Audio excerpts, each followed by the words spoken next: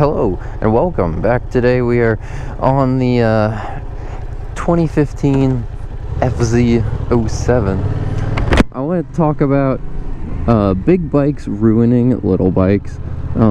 So I have quite a few small bikes, 250cc 300 class, like an R3, and I was on the R3 yesterday. And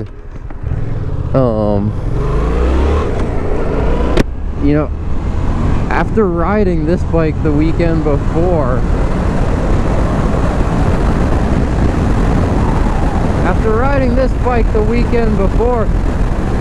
and I got on the R3, I was just like, man, the R3 is a slow machine. Like, wow, and this one has the tune and the exhaust, and normally I think, wow, I really like loud bikes,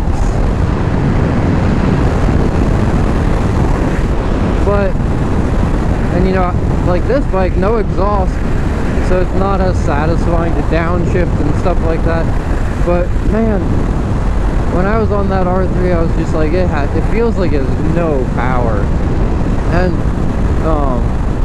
so this is just an FZ07, so it has, I don't know, something like high 60s, low 70 horsepower, and it's just remarkable how it's like, man, that's pretty much doubling the horsepower, like a 40-ish horsepower, 45 horsepower R3 onto this, and you'd expect that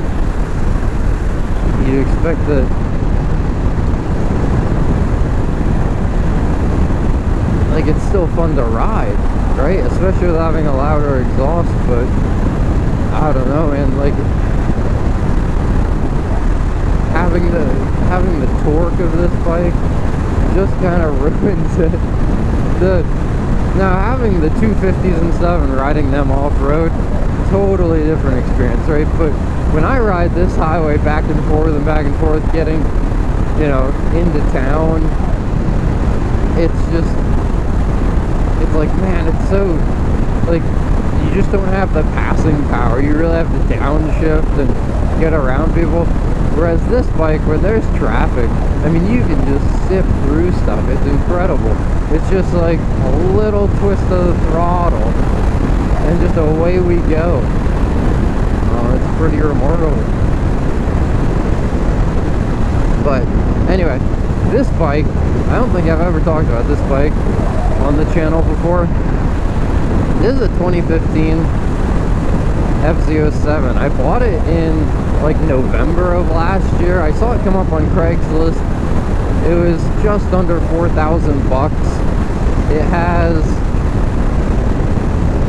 I don't even know, 4,720 miles on it, and that's after I've been riding it for several months. So it was super low miles on it, and the only issue with it was that it was purple and pink. So as you can see, I changed the pink and made it white, and this is just a wrap on it.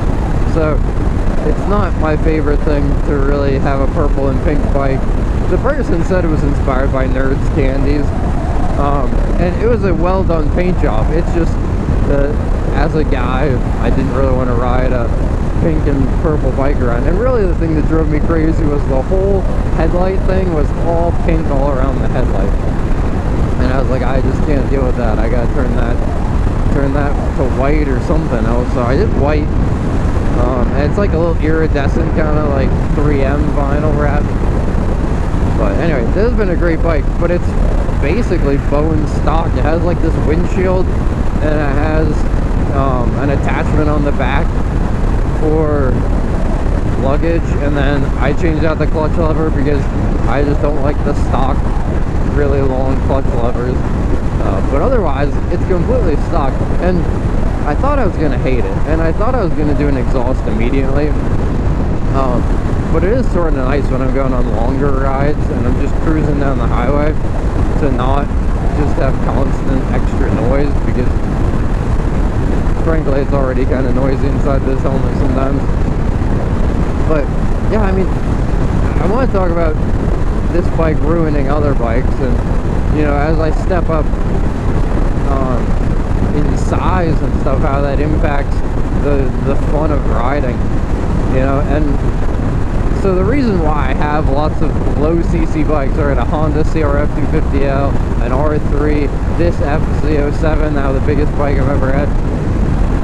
The reason why I always stuck to smaller bikes was because I thought, well, I can't get in as much trouble, right? Like the R3 tops out at like, it says maybe 110, but you know, if the speedometer's off, maybe it's really just 100, 105. So it's like you can only get yourself in so much trouble doing like 100. Whereas this bike, I don't know exactly what it can do, but probably at least 135. The problem is, once I hit about 100 on this bike, it's almost not fun to ride anymore because it's so windy and you just have so little wind protection. So I'm really just incentivized to do, you know, about 70, a little bit over maybe, but not consistently, because you feel like you're getting blown off, especially on a windy day. And this windshield helps a little bit, but it's not amazing. And the R3, I mean, has a bigger windshield than this, honestly. So it's just kind of crazy. There's the power plant. But what a lovely day to cross the lake. Honestly, one of my favorite views.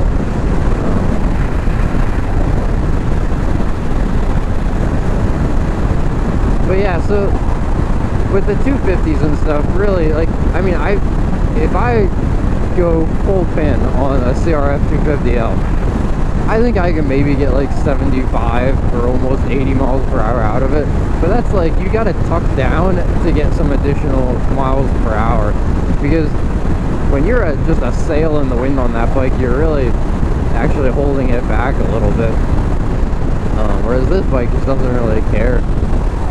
Especially at speeds like this, it's gonna move no matter what. But the R3, so the R3, I ride on the racetrack, and it's a lot of fun. And it was a lot of fun. I used to think the R3 is so powerful. Like, I would get off, you know, my CRF 250L, I'd hop on the R3, and I was like, wow, the R3 has so much power, and it makes so much noise, right? Because the Honda has a stock exhaust, the R3 is the full exhaust. I was like, wow, it's so much faster, it's all this stuff.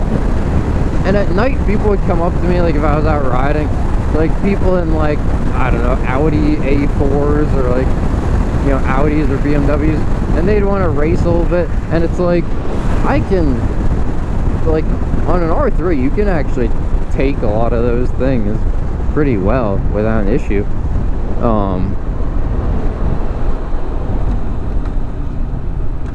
But it's just like, as you progress, you want a little bit more power. And the nicest thing about this bike is really just the power on tap all the time. It really doesn't matter, even if you shifted too early and now you're in too high of a gear for your RPM and the speed and stuff, like, it really doesn't care. It just has so much torque. It just has so much more ability. And that's why I always think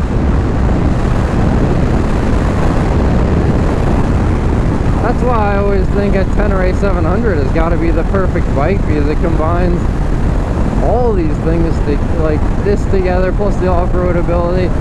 You get a little bit more wind protection, so if you want to go on longer rides, it's still like, I mean, I hear that it handles still really well on twisty roads and stuff like that.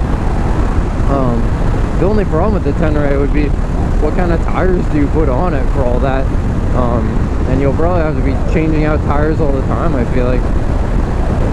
But yeah, anyway, so